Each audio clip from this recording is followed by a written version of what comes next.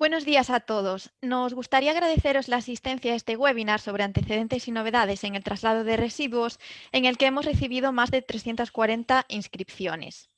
Como sabéis, este seminario online ha sido organizado por el portal de noticias Gestores de Residuos y por la empresa Teimas. Hemos contado también con la colaboración de Aproema, Asegre y el Gremi de Recuperació de Cataluña. Nos gustaría presentaros a nuestra ponente, Cristina Vázquez Muiño. Cristina es ingeniera informática y lleva 9 años vinculada directamente con el mundo de los residuos. Desde 2011 es socia de Teimas, empresa especializada en software para el sector residuos y economía circular. Cristina centra su trabajo en la dirección del software Teixo. Esto le permite estar en permanente contacto con las empresas del sector residuos y con las administraciones públicas. Si tenéis alguna pregunta, podéis hacerla a través del icono Preguntas y Respuestas que se encuentra en la parte inferior de la pantalla y responderemos a estas preguntas al finalizar la presentación. Si queréis hacer algún otro comentario, por ejemplo, si la presentación no se escucha correctamente, podéis usar también el icono de chatear. Ahora vamos a dar paso a Cristina Vázquez. Buenos días a todos. Muchas gracias por estar aquí hoy en lo que para muchos es el último día antes de las vacaciones, así que bueno, gracias por compartirlo con nosotros. En primer lugar, pues quería agradecer a Gestores de Residuos y a Teimas por organizar este espacio y también a los colaboradores, a Proema, a Segre y al Gremi de Recuperación de Cataluña, que son 3 asociaciones que aglutinan a un montón de gestores en todo el territorio y que están especialmente preocupadas por todos los cambios normativos que está habiendo y por cómo van a afectar a nuestro trabajo diario, ¿vale? Vamos a intentar ser muy breves, voy a intentar organizarlo de forma que nos ocupe pues, entre 20 minutos y media hora y que quede un pequeño hueco pues, para preguntas que puedan surgir. El objetivo es que nos hagamos una idea general de cuáles son los cambios que vamos a tener en los próximos meses para que, en la medida de lo posible, pues, podamos anticiparnos a ellos, ¿vale?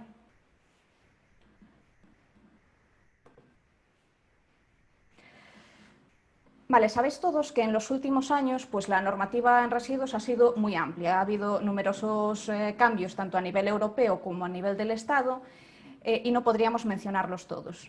Por resumir muchísimo, digamos que para la entrada en vigor de este Real Decreto 553/2020 vamos a tener en cuenta simplemente pues, 3 de las normativas. El primero, el Decreto 1013, también conocido como Reglamento Comunitario, y que establece un poco que los traslados de residuos y su gestión se hagan en condiciones que no pongan en peligro la salud humana ni el medio ambiente. Tendremos en cuenta también la Ley 22/2011 y finalmente el Real Decreto 180/2015. En cuanto a la Ley 22/2011, con la que ya llevamos trabajando pues casi 10 años, nace en España como transposición de la Directiva Marco de Residuos Europea y establece lo que dentro de nuestro Estado va a ser el régimen de vigilancia y control de los traslados de residuos. Y ya en su artículo 25 crea el marco jurídico para establecer los traslados de residuos en España y ya dice en ese artículo que deberá existir un documento de identificación y una notificación de traslado para aquellos residuos que sean peligrosos o que vayan destinados a eliminación, ¿vale? Pero es en el Real Decreto 180/2015 donde se establece, donde se desarrolla realmente el régimen jurídico y concretamente pues, qué puntos de aplicación tienen. Es el Real Decreto 180/2015 el que define todas las figuras necesarias en el traslado de residuos y también regula pues, cuáles son sus intervenciones y sus obligaciones. Además, este decreto 180/2015 establece cuál es la documentación que vamos a necesitar para los traslados de residuos. Concretamente, habla del contrato de tratamiento, del documento de identificación y, en algunos casos, de la notificación de traslado.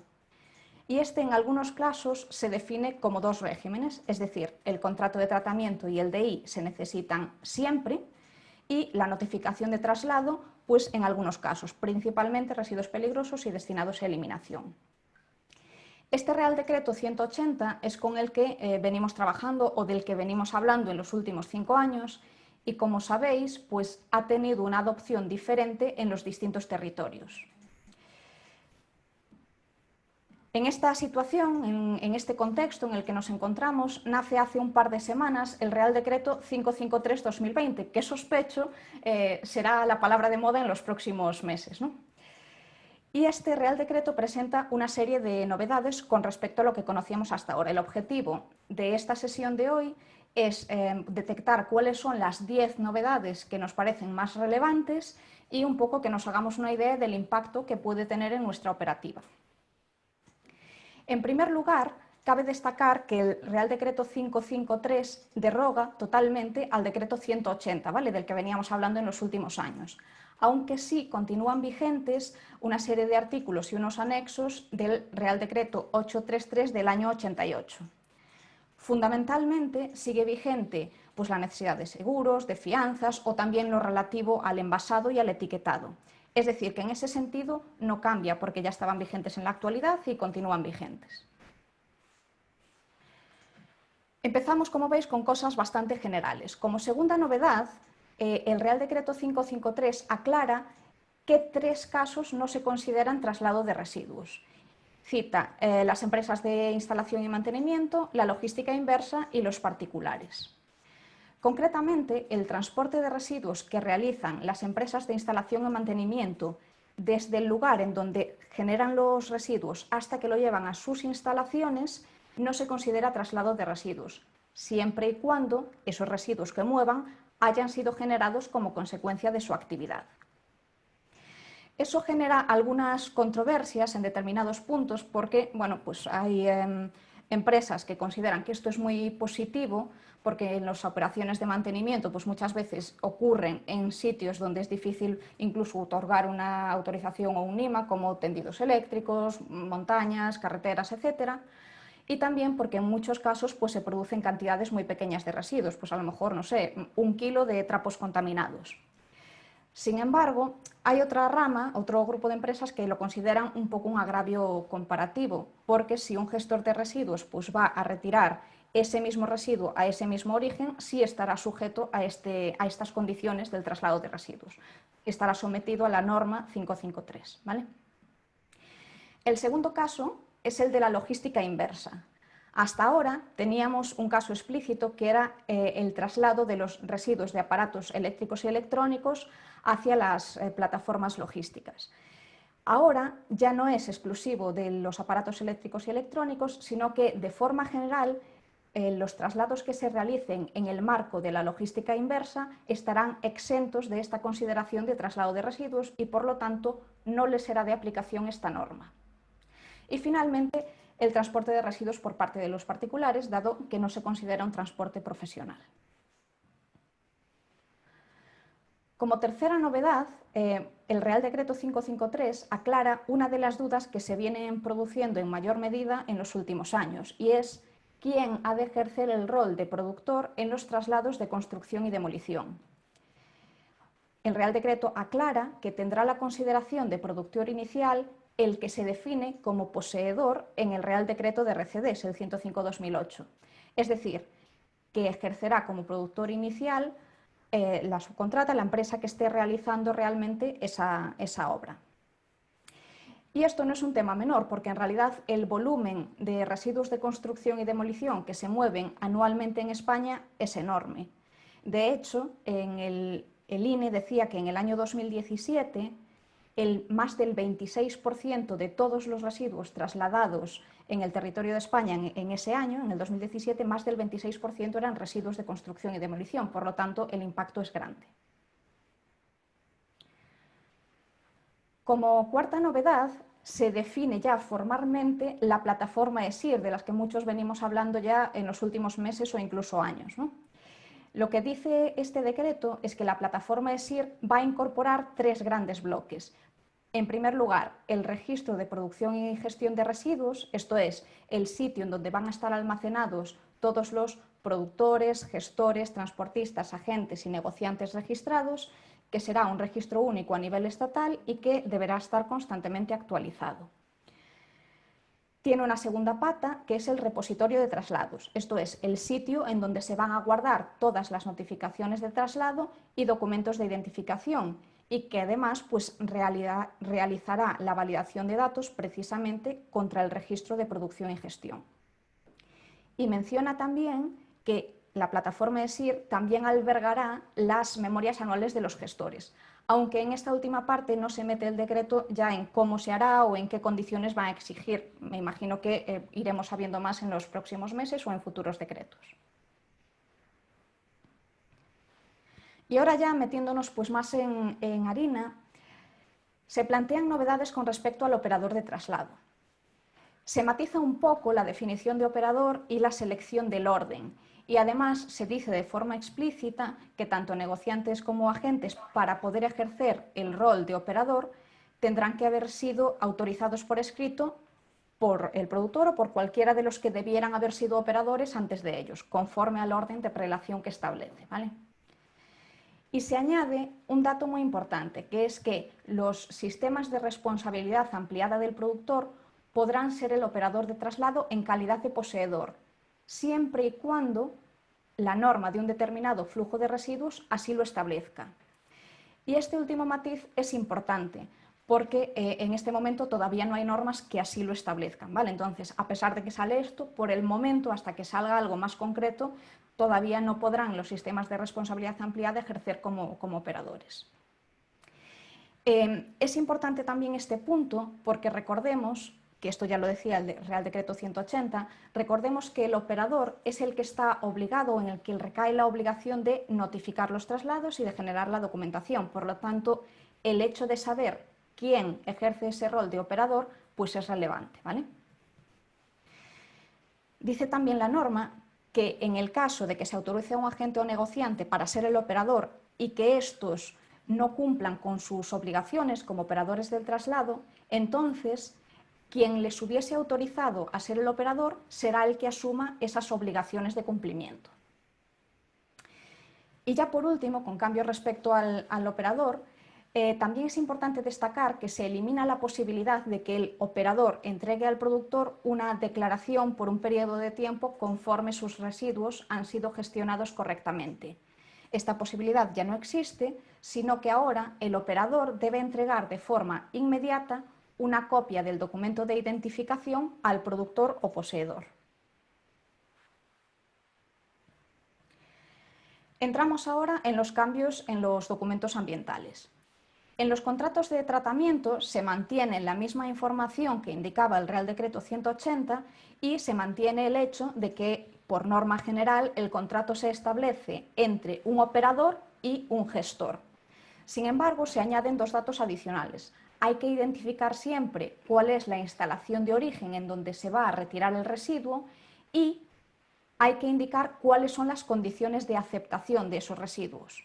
Se entiende, por tanto, que si el residuo no cumple con esas condiciones de aceptación, entonces el gestor podrá rechazarlo y será cuando haya que tener en cuenta ese último punto, ¿no? Las obligaciones de las partes en el caso del rechazo del residuo.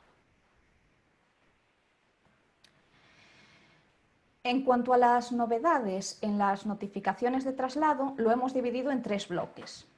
El primero, el ámbito de aplicación, que aquí simplemente se añade una aclaración para evitar dudas con respecto a la operación de tratamiento R1.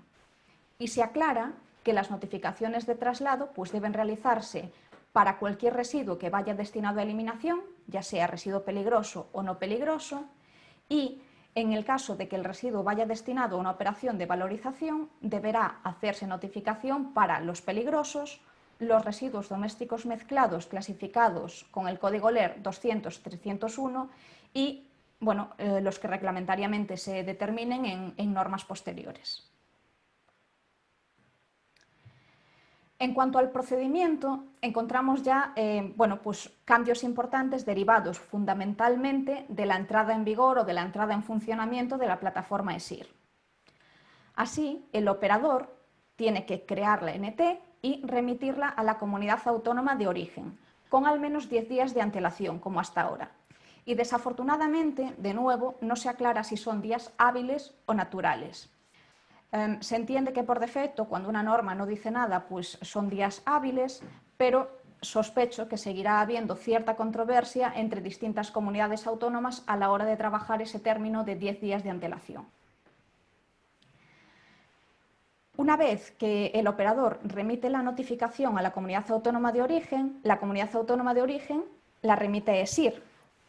ESIR valida esa notificación de traslado contra el registro de producción y gestión de residuos que mencionábamos antes y, si todo está bien, remite una copia de esa notificación a la comunidad autónoma de destino.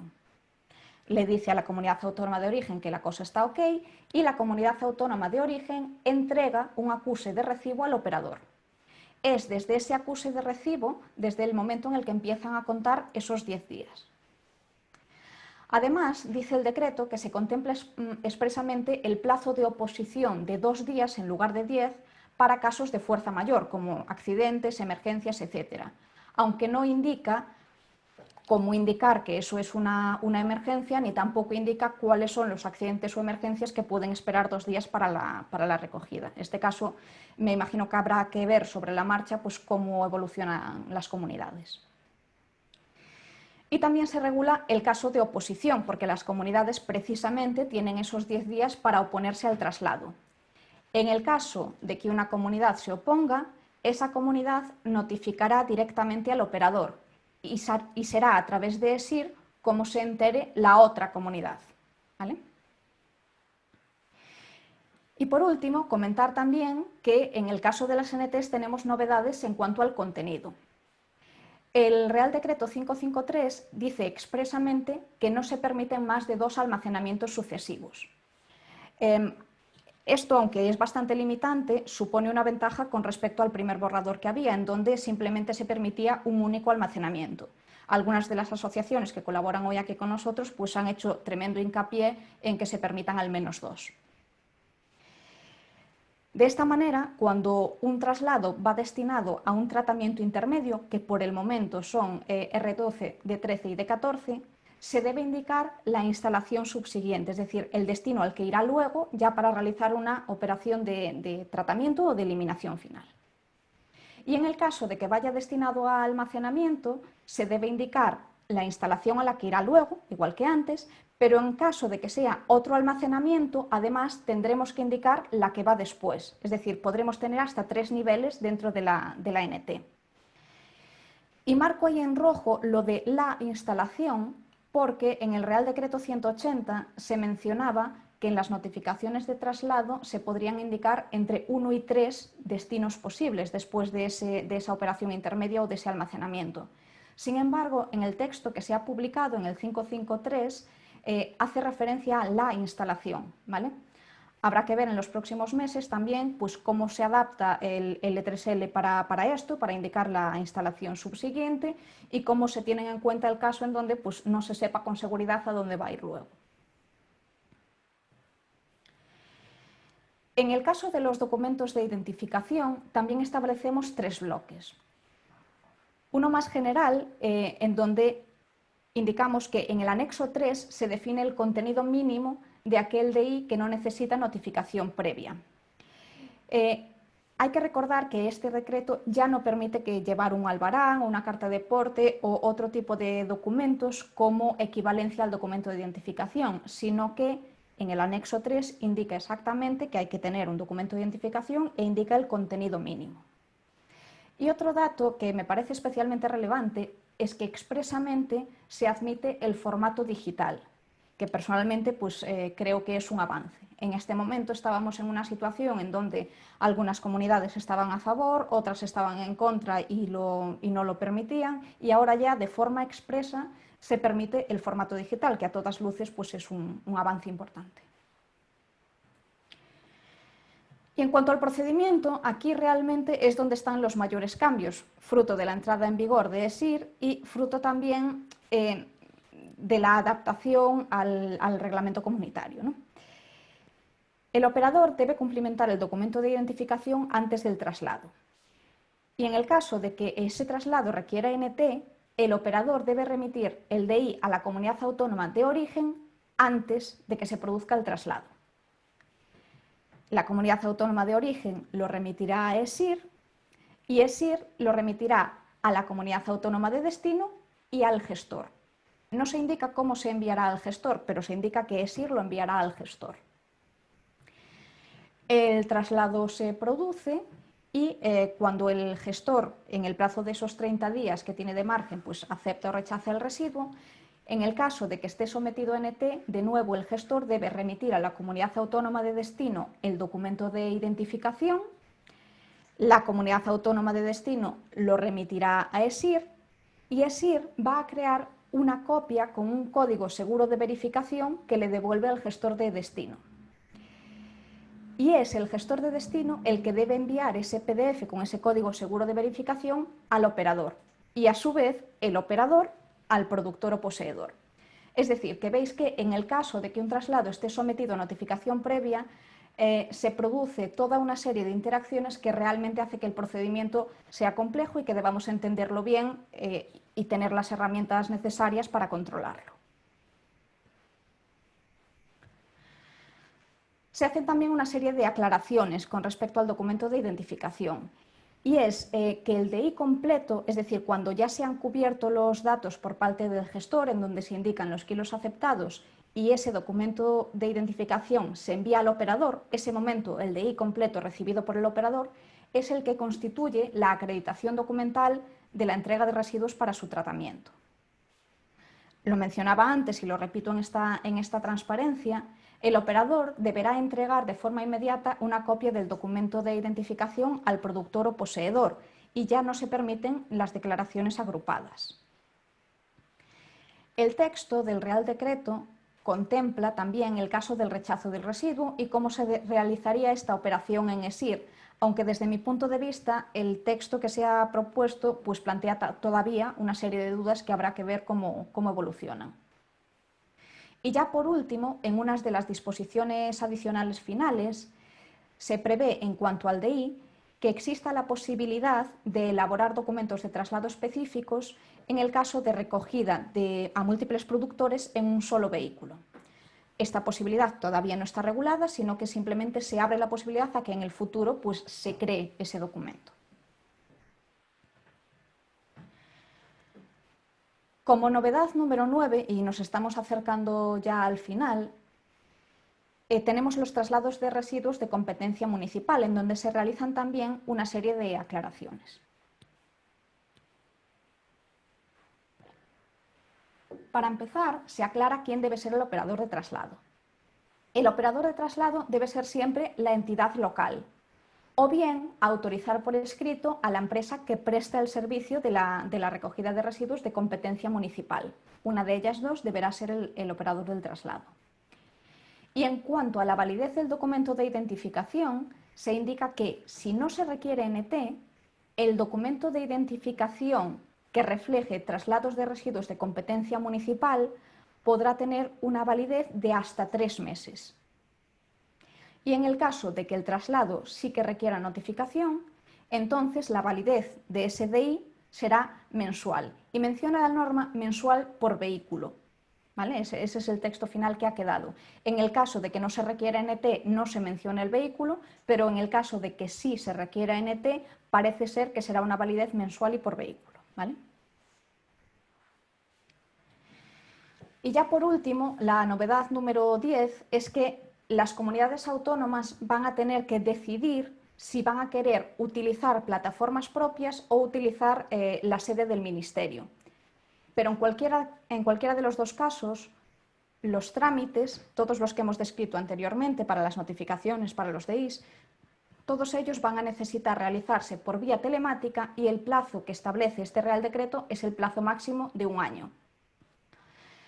Entonces, bueno, como conclusiones, hay que tener en cuenta que no solo ha salido este decreto, sino que en los últimos años, tanto desde Europa como desde España, se ha venido trabajando en numerosas normas relativas al traslado o a la gestión de residuos y cabe pensar, por lo tanto, que debemos estar informados y que debemos prepararnos para cambios a nivel documental y sobre todo a nivel operativo en los próximos meses. Y nada, por mi parte, pues termina aquí la intervención. Espero que os haya resultado de utilidad. Y nada, simplemente agradeceros a todos de nuevo la asistencia y ahora si hay alguna pregunta creo que nos queda todavía tiempo para dar alguna respuesta.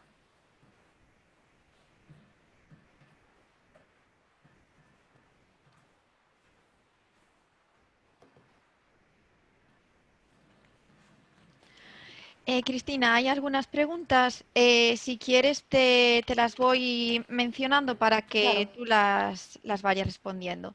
Bien, nos pregunta Carlos, ¿cuáles de los traslados de residuos posibles no están regulados por el nuevo Real Decreto? El Real Decreto menciona 3 tipos de exenciones, concretamente. Los traslados que se realicen por aquellas empresas que realicen mantenimiento, imagínate, por ejemplo, el mantenimiento integral de un edificio. Los traslados que se realicen desde que ese residuo se produce hasta la instalación de una empresa que se dedica al mantenimiento. Es decir, no es un gestor de residuos, sino que es una empresa que, como consecuencia de su actividad de mantenimiento, genera una serie de residuos que traslada desde el punto en donde se originan hasta sus propias instalaciones. El decreto considera que lo que hace esta empresa es un acopio inicial, no un transporte profesional de residuos hasta un sitio de almacenamiento, ¿vale? Ese es el primer caso. El segundo caso es el de la logística inversa. Es decir, tú imagínate que hay un taller, ¿vale? Un taller de reparación de vehículos en donde tiene una empresa que le suministra pues, baterías. Si la empresa, cuando va a suministrar las baterías, retira las baterías usadas, esa empresa, que no es un gestor de residuos, sino que se dedica a suministrar baterías, esa retirada de los residuos de baterías podría hacerlo sin que entre el Real Decreto 553, porque no se considera traslado profesional de residuos, ¿vale?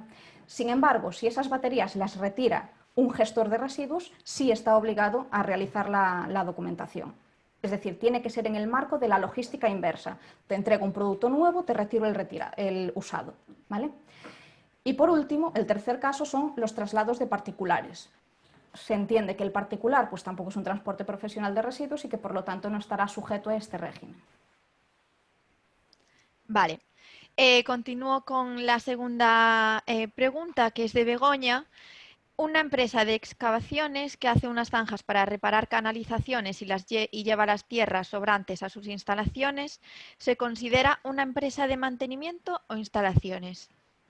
En cualquiera de los dos casos, ya sea instalaciones o mantenimiento, ambas actividades estarían exentas, tanto instalación como mantenimiento. De todos modos, preguntas de casos concretos, yo creo que es más recomendable lanzarlas o al Ministerio o a la comunidad autónoma para que le digan concretamente en su caso pues, cómo debería operar. Vale. Nos pregunta Pedro, el caso de los RCDs, ¿la figura del productor inicial es solo desde el punto de vista del traslado o también se considera al poseedor como productor desde el punto de vista de su declaración anual? Yo interpreto, pero esto es una interpretación mía, que también se considera en la declaración, porque a todos los efectos dice el productor inicial. Hay que tener en cuenta también que el decreto pues, ha salido hace 2 semanas y que la mayor parte de las dudas que nos surgen a todos con el texto, pues habrá que ir aclarándolas en las próximas semanas / meses. Vale. Miguel Ángel nos pregunta, ¿los contratos de tratamiento que tenemos Perdón, ¿Sí? simplemente por añadir un matiz más a la pregunta anterior, simplemente decir que se espera, o sea, una de las disposiciones que dice es que las memorias de gestores se hacen en base a los documentos de identificación y las declaraciones de productores también. Por eso yo interpreto que van de la mano, pero yo no podría responder a eso en base al texto. Vale, continúo entonces. Miguel Ángel nos pregunta, ¿los contratos de tratamiento que tenemos establecidos entre los productores de residuos y los gestores hay que volver a establecerlos acorde al nuevo Real Decreto? Esa es una excelente pregunta que ya hemos lanzado al Ministerio. No lo sé. Se podría entender que se puede hacer una adenda o una rectificación del contrato, pero la realidad es que los contratos que tenemos vigentes en la actualidad, todos los que se han establecido entre gestores y productores, no están cumpliendo con esa norma. Por lo tanto, cabría entender que hay el plazo de 1 año para renovarlos todos, ¿vale? Que es el plazo que se marcan para que el traslado sea telemático y demás. Es una interpretación mía. Nosotros hemos lanzado la consulta también al Ministerio porque entendemos que rehacer todos los documentos pues también tiene su coste. Del mismo modo que se hace esta pregunta de los contratos, también ocurre con las notificaciones de traslado, que como sabéis en algunos casos tendrán vigencia de varios años y que tampoco sabemos en este momento si habría que rehacerlas todas o no. Vale, siguiente pregunta de Vanessa. ¿Por qué en el formato de generación de los documentos de identificación en PDF, según el Real Decreto 180/2015, no aparece el número de documento de aceptación? No lo han considerado como obligatorio para el PDF, sin embargo, en el momento en el que tienes que enviarlo a la comunidad, sí que hay un campo para establecerlo. Lo lógico sería que sí que hubiese que indicar el número del documento de aceptación o el número del contrato, pero entiendo que la norma no puede ponerlo porque de hecho la norma no obliga a que tenga un número, con lo cual sería un poco pues raro.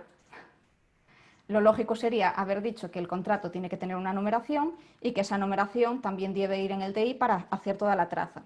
La norma no está así. El E3L sí está pensado de ese modo.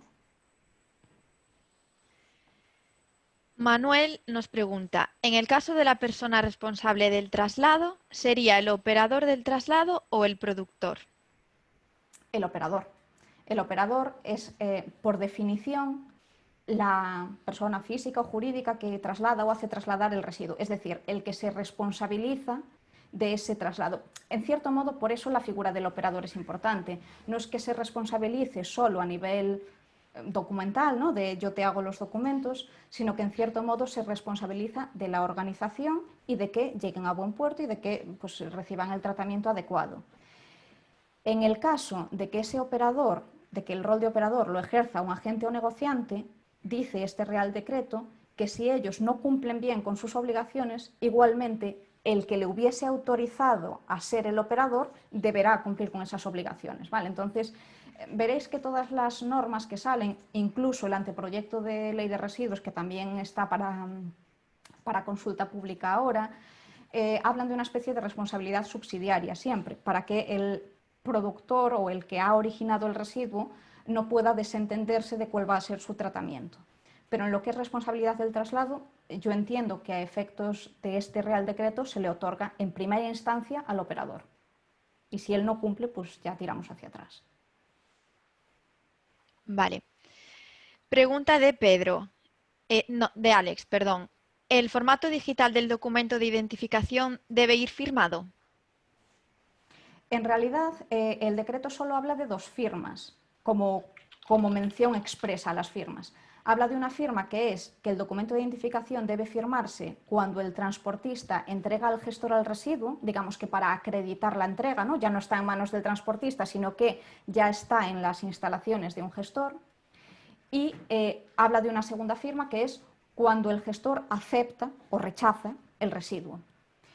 Realmente yo son las dos únicas menciones que he encontrado en el texto de la norma. Sí que es habitual que el productor o el operador firmen la retirada del residuo, pero mención expresa yo no he visto. No sé si alguno de los asistentes a lo mejor quiere matizarlo, yo no lo he visto. Ahora sí, pregunta de Pedro.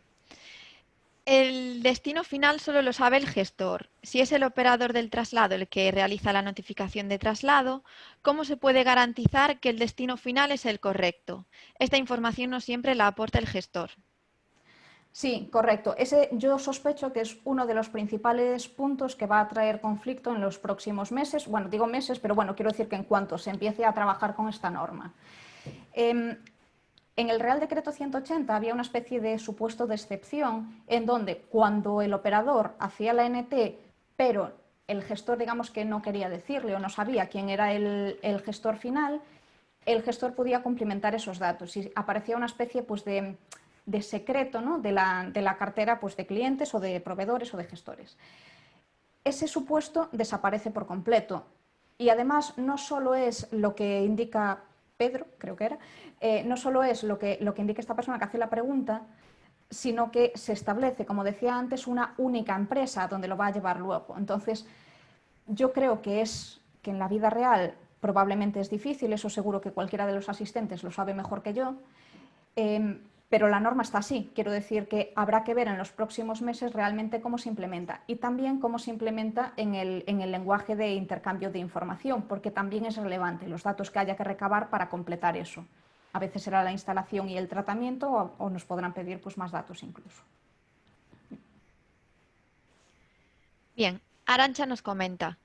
El contrato de tratamiento se realiza en RCDs entre el operador y el gestor, empresa constructora y gestor.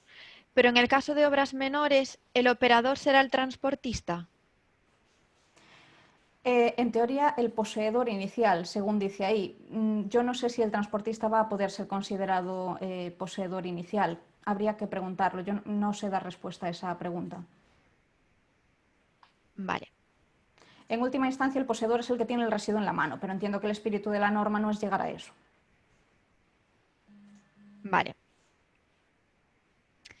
Pregunta Luisa. ¿En las entradas de residuos de particulares hemos de hacer constar su vehículo? En las entradas de residuos de particulares no están reguladas por este Real Decreto y por lo tanto no hay ninguna mención sobre cómo registrar esa entrada en esta norma. En ese caso, las entradas de particulares sí que me consta que cada comunidad está siguiendo un poquito su criterio, ¿vale? Entonces recomiendo que consulte con la comunidad, porque sí debe figurar en el archivo cronológico, sí que debe constar que esa entrada se ha producido y demás. Es mejor que consulte con la comunidad, desde luego no está sometido a esta norma. Pedro nos pregunta, ¿qué ocurre con los traslados dentro de una misma comunidad autónoma? En el anterior Real Decreto se decía que deberían realizar reglamentación propia o bien adaptar el Real Decreto 180 a su autonomía. Este Real Decreto no establece nada en este sentido.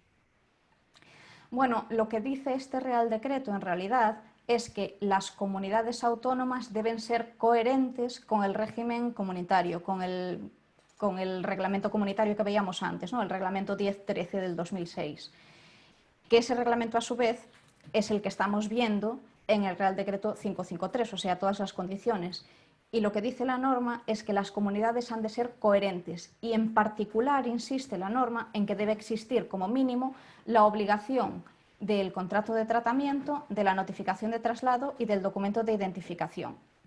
Con lo cual, sí que no hay la misma mención expresa de que puedan crear la normativa como había en el Real Decreto 180, pero dado que las comunidades autónomas tienen competencia en medio ambiente y dado que esta norma establece que tienen que ser coherentes con este decreto, entiendo que más o menos sigue vigente las mismas condiciones. Vale. Pregunta de José Antonio. Si un gestor de residuos recoge en un cliente y actúa como operador, entonces no hay que hacer los contratos de tratamiento. La misma empresa gestora actuaría como operador y gestor. Ese es uno de los supuestos de excepción. Por norma general, el contrato de tratamiento se establece entre el operador y el gestor, salvo en el caso en donde el gestor actúa como operador, porque no tendría mucho sentido. Entonces, en ese caso, el contenido del contrato de tratamiento es el mismo, pero digamos que el vínculo se establece entre el productor y el gestor, actuando el gestor tanto de gestor como de operador, ¿vale? El contenido es el mismo, pero se establece entre productor y gestor. Indica la norma que el gestor puede ser el operador en el caso de que haga recogidas en el mismo vehículo a distintos puntos, ¿vale? En esos casos, pues tendrá que establecer el contrato de tratamiento no consigo mismo, sino con el productor. Vale. Pregunta de Carmen. ¿La plataforma ESIR la utilizarán los usuarios o la administración? Pues me imagino que dependerá de lo que decidan las comunidades autónomas. En principio, por lo que yo interpreto del texto de la norma, cada comunidad autónoma va a poder determinar si quieren seguir utilizando sus propias plataformas o si quieren que las empresas utilicen directamente las plataformas del Ministerio. Y esto es ya una opinión personal, pero sospecho que aquellas comunidades que tengan una plataforma en la que han estado trabajando en los últimos años querrán su plataforma y a lo mejor otras no. Yo creo que eso, hasta que sí realmente esté en funcionamiento, no vamos a poder responder ese tipo de preguntas. Primero tendrá que estar ESIR, las comunidades tendrán que decidir qué quieren, tendrán que avisar a las empresas y a partir de ahí pues podremos responder con claridad a este tipo de cuestiones. Bien. Pregunta de Arancha. ¿El DI lo realiza el operador, empresa constructora en el caso de RCD, pero en obra menor lo realiza el transportista como operador?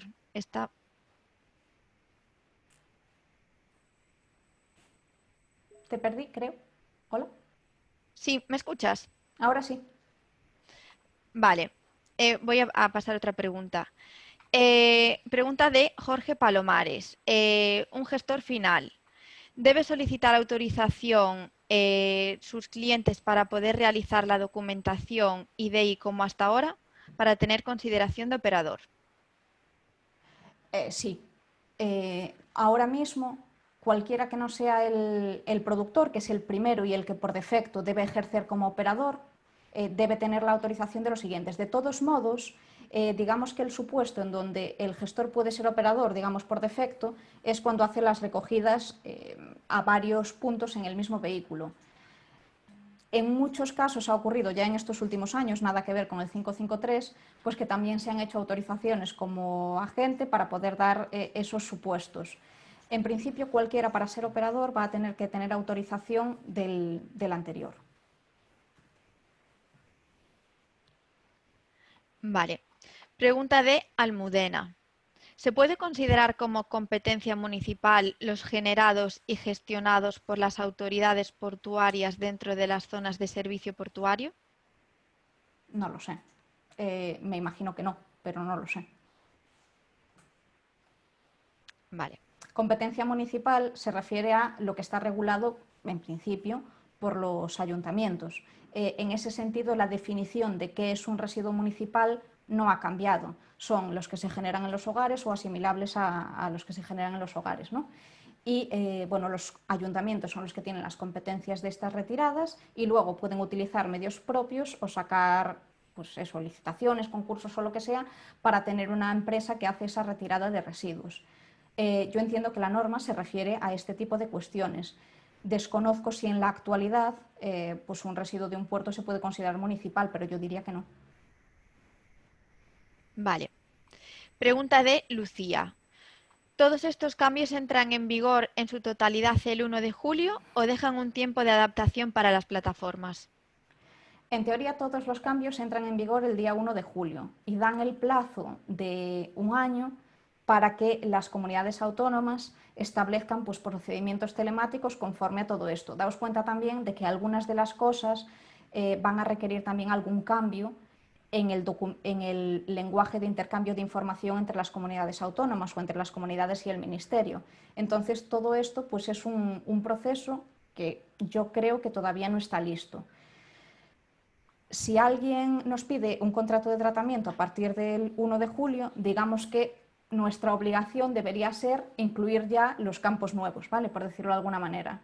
Pero al igual que ocurrió con el decreto 180-2015, sin duda alguna es necesario pues, que nos pongamos las pilas ya, que empecemos a hacer los cambios ya, pero paso a paso. Es imposible que para mañana todos estemos adaptados. Vale. Manu nos pregunta, ¿se van a adaptar los documentos de Teixo a la nueva normativa? Por supuesto. Sí, hay cambios que dependen de, bueno, que simplemente dependen de nosotros, que es añadir campos que faltan, y para toda la parte de la normativa que requiere la comunicación con las comunidades, pues siempre habrá que esperar a que la comunidad se adapte, claro. Vale. Leticia nos pregunta, ¿los documentos de identificación, aun siendo de no peligrosos, hay que comunicarlos a la Administración antes y o durante del traslado? Antes, para los grandes productores, se enviaban los DIs con un margen de 30 días. Los documentos de residuos no peligrosos, si no están sometidos a NT, por defecto no hay por qué enviarlos a la Administración. ¿Qué ocurre? Que sí hay administraciones que exigen que los grandes productores tengan su archivo cronológico en las plataformas de la comunidad. Y en esos casos, digamos que si no lo envía el productor, entonces, claro, ha de enviarlo el gestor. De todos modos, yo creo que las obligaciones en ese sentido seguirán como hasta ahora. No creo que haya grandes cambios. Es decir, el documento de identificación tendrá que generarse antes. Y lo de tramitarlo antes o no, yo creo que va a depender de cada comunidad, porque los que hay que enviar antes, sin duda, son los sometidos a NT. ¿Vale? Estos son los que están regulados por la plataforma ESIR, los que están sometidos a NT. Los otros no menciona el decreto nada al respecto de que haya que enviarlo antes. Ni de que haya que enviarlo después, vamos, o sea, no, por defecto no hay que enviarlo, salvo que la comunidad pues diga otra cosa para determinados casos. Nos pregunta Ana. ¿Entonces ya no se pueden hacer notificaciones de traslado a 3 años? Sí, la validez de las notificaciones no sufre ningún cambio. Podrán ser válidas pues como mínimo para un solo traslado y como máximo para 3 años, siempre y cuando no cambie ni el origen, ni el destino, ni las características del residuo que se traslade, y siempre y cuando no se supere la cantidad de kilos, o sea, en el traslado, que no superemos la cantidad de kilos que habíamos notificado en la NT. En ese sentido sigue todo igual, no lo he puesto como novedades porque no hay ninguna novedad al respecto. Pregunta de Esther. En el caso de Cataluña, ¿habrá que trabajar a la vez en SDR y ESIR? ¿Tendrá que hacerse 2 declaraciones anuales, una para la comunidad y otra para el Estado?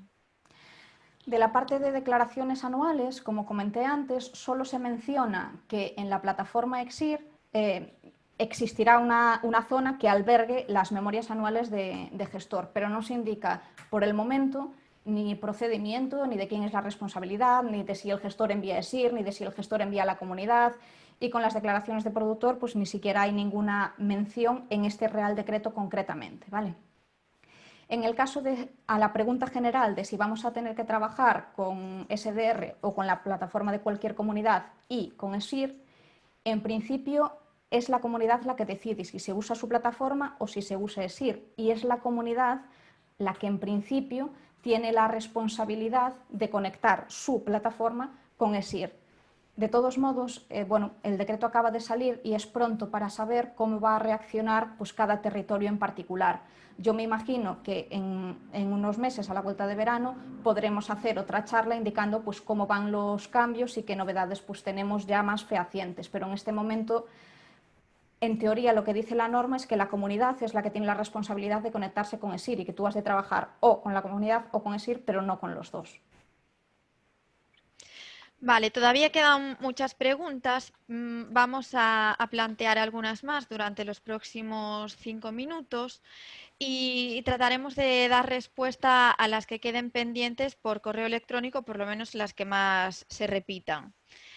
Continúo, Cristina, con la otra pregunta de Elena, que nos dice, entonces ahora todos los productores deberán darse de alta para poder gestionar telemáticamente los documentos de identificación. En ese sentido, tampoco hay cambios. La figura del productor, digamos que tienen que darse de alta para ejercer como operadores, es decir, lo que dice, y esto ya viene del 2011, digamos que la obligación de registrarse está en los productores de peligrosos y en los de no peligrosos por encima de 1000 toneladas, ¿no? Esos ya tienen que estar inscritos sí o sí.